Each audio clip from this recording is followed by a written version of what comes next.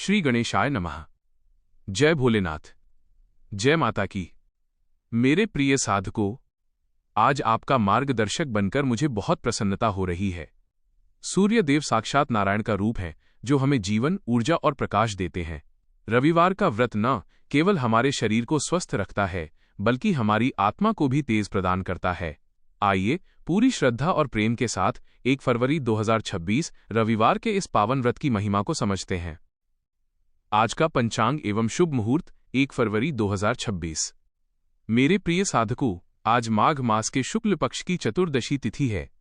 दिन रविवार, नक्षत्र पुनर्वसु, शाम तक। योग प्रीति योग। शुभ मुहूर्त अभिजीत मुहूर्त दोपहर 12:13 से 12:57 तक। राहुकाल शाम 4:30 से 6 बजे तक। इस समय शुभ कार्य न करें।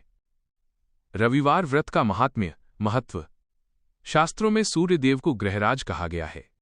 रविवार का व्रत करने से मनुष्य की समस्त मनोकामनाएं पूर्ण होती हैं।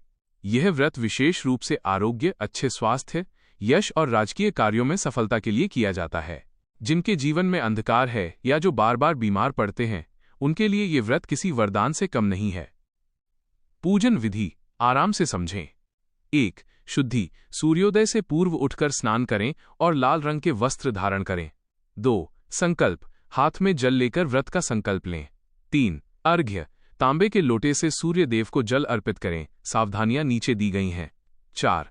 पूजन भगवान सूर्य की प्रतिमा या चित्र के सामने दीप जलाएं। उन्हें लाल चंदन, लाल फूल और अक्षत अर्पित करें। 5. कथा श्रद्धापूर्वक व्रत कथा का पाठ करें या सुनें। मुख्य मंत्र पूजा के समय इस दिव्य मंत्र का जाप करें। भोग नैवेद्य सूर्य देव को गेहूं की दलिया, गुड़ या घी से बनी मिठाई का भोग लगाएं। याद रखें, आज के भोजन में नमक का प्रयोग वर्जित है। रविवार व्रत कथा पौराणिक विस्तार से। प्राचीन काल में एक बुढ़िया थी जो बहुत ही नियम से रविवार का व्रत करती थी। वो रविवार के दिन सूर्योदय से पहले उठती, घर को गोबर से लीपती और फिर भोजन बनाकर सूर्यदेव को भोग लगाकर स्वयं प्रसाद ग्रहण करती थी।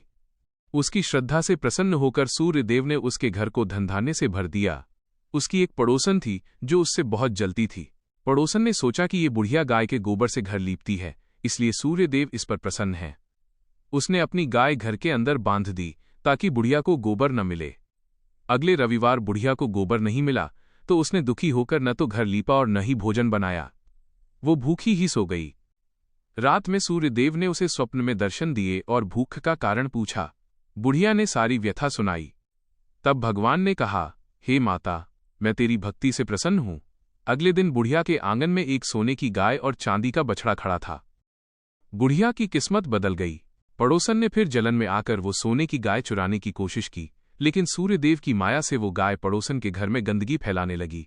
अंत में पड़ोसन को अपनी गलती का एहसास हुआ और उसने भी व्रत शुरू किया। जो भी मनुष्य इस कथा को पढ़ता है, उसके जीवन के सारे कष्ट सूर्य के तेज से भस्म हो जाते हैं। सूर्य को जल देते समय विशेष सावधानी।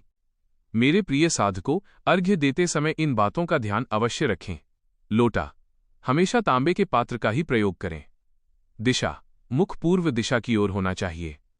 धार जल देते समय धार के बीच से सूर्य देव के दर्शन करें। पैरों का ध्यान जल की बूंदें आपके पैरों पर नहीं गिरनी चाहिए। इसके लिए नीचे कोई गमला या थाली रख लें, बाद में वो जल किसी पौधे में डाल दें।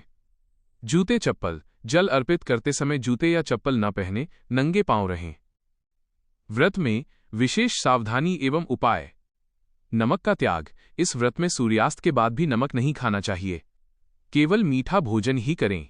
क्रोध न करें। सूर्यदेव अनुशासन के देवता हैं, इसलिए आज मन को शांत रखें और किसी की बुराई न करें। विशेष उपाय। यदि नौकरी में बाधा आ रही है तो आज के दिन तांबे का एक टुकड़ा या गुड़ बहते जल में प्रवाहित करें। आदित्य हृदय स्तोत्र का पाठ करना आज अत्यंत फलदायी होता है। फल इस व्रत के प्रभाव से चर्म रोग, स्किन प्रॉब्लम्स दूर होते हैं, आंखों की रोशनी बढ़ती है और समाज में मान सम्मान की प्राप्ति होती है। मेरे प्रिय साधकों, यह जानकारी केवल शब्द नहीं बल्कि आपके जीवन को संवारने का एक माध्यम है। अगर आपको ये कथा और विधि अच्छी लगी हो तो इसे अपने तक ही सीमित न रखें। इस वीडियो या संदेश को लाइक करें, अपने प्रियजनों के साथ शेयर करें और अपनी श्रद्धा दिखाने के लिए कमेंट में जय सूर्यदेव जरूर लिखें। हमारे इस छोटे से परिवार चैनल को सब्सक्राइब करना न भूलें ताकि हम रोज यूं ही भक्ति मार्ग पर साथ चल सकें। आपकी एक छोटी सी प्रतिक्रिया हमें और भी सेवा करने का बल देती है।